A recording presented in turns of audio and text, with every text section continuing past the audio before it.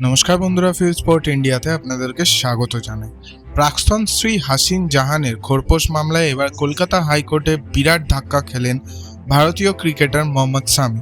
জানা যাচ্ছে কলকাতা হাইকোর্টের বিচারপতি অজয় কুমার মুখোপাধ্যায় নাকি প্রাক্তন স্ত্রী ও মেয়ের খরপোশ বাবদ এই ভারতীয় পেসারকে মাসে 4 লক্ষ টাকা দেওয়ার নির্দেশ দিয়েছেন। সেই সাথে যাতে গোটা মামলায় আবেদন দ্রুত নিষ্পত্তি করা যায় সেই বিষয়টিও উচ্চকণ্ঠে তুলে ধরেন বিচারপতি।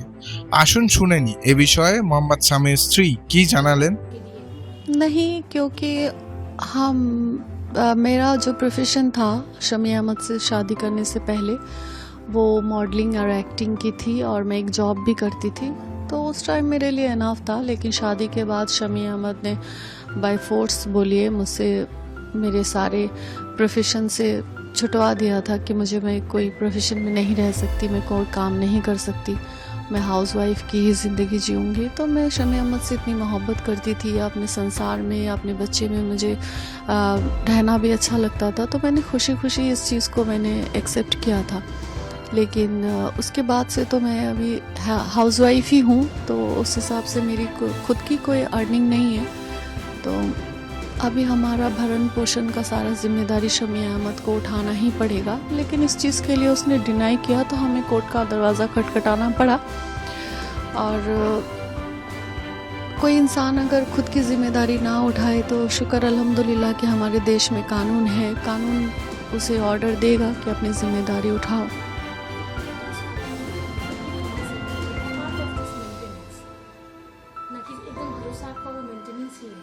नहीं, अभी फ़िलहाल तो मेंटेनेंस ही भरोसा है।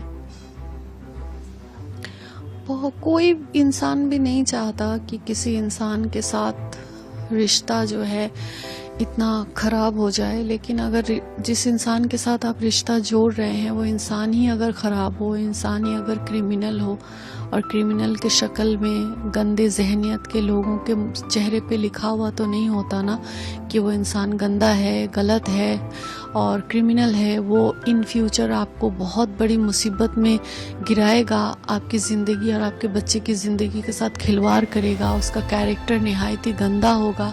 ये किसी के चेहरे पे नहीं लिखा होता है। और बहुत सारी महिलाएं हैं जो बहुत सारी प्रॉब्लम्स को फेस करती है, तो उसी हिसाब से मैं भी ऐसे शिकार हो गई। मैं यही कहूँगी कि अल्लाह ताला ने बड़े बड़े गुनहगारों को माफ़ किया है, तो ये भी अपने हर कुकर्म से तौबा करे, गंदी जहनियत को साफ़ करे। और एक जानवर जो होता है, जिन जानवरों को सेंस नहीं होता है कि क्या भला है क्या बुरा है, वो जानवर भी अपने बच्चे को प्रोटेक्शन देती है या देता है।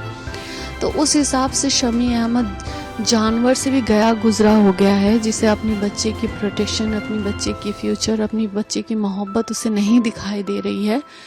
तो मैं यही उससे कहना चाहूँगी कि खुदा के वास्ते, अपनी आखिरत के वास्ते, अपनी ज़िंदगी के वास्ते, ये गलत ज़िद, कुकर्म करने के बाद जो एक ज़िद है कि मैं हसीन को बर्बाद कर दूंगा, ये ज़िद वो छोड़ दे। 7 साल हो गया, वो मुझे नहीं बर्बाद कर सका क्योंकि मैं न्याय के रास्ते में हूँ, हक के रास्ते में हूँ, और वो अन्याय के रास्ते में है। उसने मेरे साथ बहुत गलत किया, बहुत कुकर्म किया है, उसने मेरी बच्ची के साथ उसने अन्याय किया है। तो ये सब उसे भुगतना पड़ेगा ही, इन सब चीज़ों को। और अभी भी अगर वो नहीं सुधरा तो इसकी ज़िंदगी भी जहन्नुम बनेगी इंशाअल्लाह, और आखिरत भी उसकी जहन्नुम बनेगी इंशाअल्लाह।